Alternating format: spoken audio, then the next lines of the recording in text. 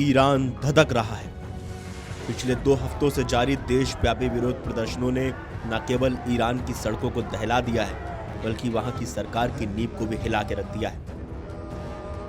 मंगलवार को एक ईरानी अधिकारी द्वारा दी गई जानकारी के अनुसार इन हिंसक झड़पों में अब तक 2000 लोगों की जान जा चुकी है। यह आंकड़ा चौंकाने वाला है, क्योंकि ये पहली बार है जब ईरानी प्रशासन ने इतनी बड़ी संख्या में मौतों को सार्वजनिक रूप से स्वीकार किया है।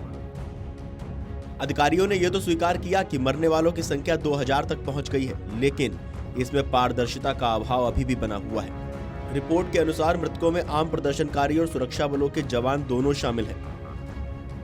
हालांकि सरकार ने अभी तक ये स्पष्ट नहीं किया कि इस संख्या में कितने नागरिक थे और कितने सुरक्षाकर्मी। ईरानी प्रशासन ने इन मौतों की जिम्मेदारी सीधे तौर पर उन समूहों पर डाल दी है जिन्हें वो आतंकवादी मानता है।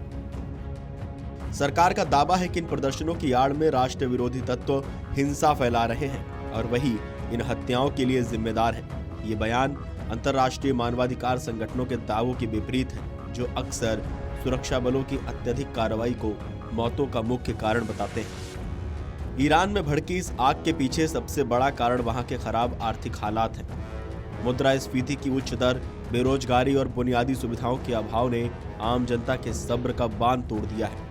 ये अशांति ईरानी सरकार के लिए पिछले 3 वर्षों की सबसे बड़ी आंतरिक चुनौती बनकर उभरी है। यह संकट ऐसे समय में आया है जब ईरान अंतर्राष्ट्रीय स्तर पर भी अलग थलग पड़ा हुआ है। पिछले 1 साल में इजराइल और अमेरिका के साथ बढ़ते तनाव और संभावित हमलों के खतरे ने ईरान पर दबाव और ज्यादा बढ़ा दिया है।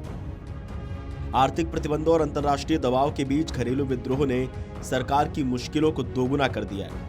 1979 की इस्लामी क्रांति के बाद से सत्ता पर काबिज शासन इस समय दोहरी रणनीति पर काम कर रहा है।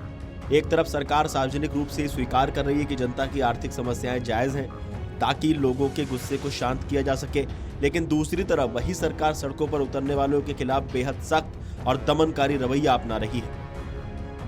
ईरानी प्रशासन ने हमेशा की तरह इस अशांति के पीछे बाहरी ताकतों का हाथ बताया है। सरकार का सीधा आरोप है कि अमेरिका और इजराइल ईरान को अस्थिर करने के लिए इन प्रदर्शनों को हवा दे रहे हैं। प्रशासन का तर्क है कि अब इन प्रदर्शनों की कमान आम लोगों के हाथ में न रहकर उन आतंकवादियों के हाथ में चली गई है जिन्हें विदेश समर्थन प्राप्त है। ईरान के भीतर जमीनी हकीकत क्या है, ये पूरी तरह से स्पष्ट नहीं हो पा रहा है, क्योंकि सरकार ने इंटरनेट पर कड़े प्रतिबंध लगा दिए हैं। सूचना के इस ब्लैकआउट के बावजूद सोशल मीडिया पर रात के समय होने वाली हिंसक झड़पों के कई वीडियो वायरल हुए हैं। रिपोर्ट्स में कुछ वीडियोस की पुष्टि भी हुई है, जिनमें सुरक्षा बलों और प्रदर्शनकारियों के बीच सीधी भिड़ंत भी देखी जा सकती है। इन वीडियोस में जलती हुई इमारतें, आग के हवाले किए गए वाहन और गोलियों की आवाजें सुनाई दे रही हैं, जो वहां के खौफनाक मंजर की गवाही देते हैं। मानवाधिकार संगठनों का दावा है कि मौतों का आंकड़ा सरकारी आंकड़ों से भी ज्यादा हो सकता है और अब तक हजारों प्रदर्शनकारियों को हिरासत में भी लिया जा चुका है।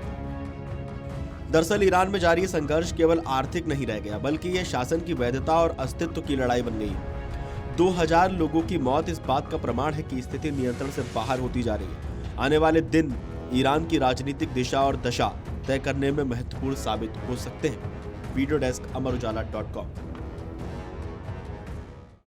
अगर आप ये वीडियो YouTube पर देख रहे हैं तो हमारे चैनल को सब्सक्राइब कर बेल आइकन दबाएं और Facebook पर देख रहे हैं तो हमारे पेज को लाइक करें।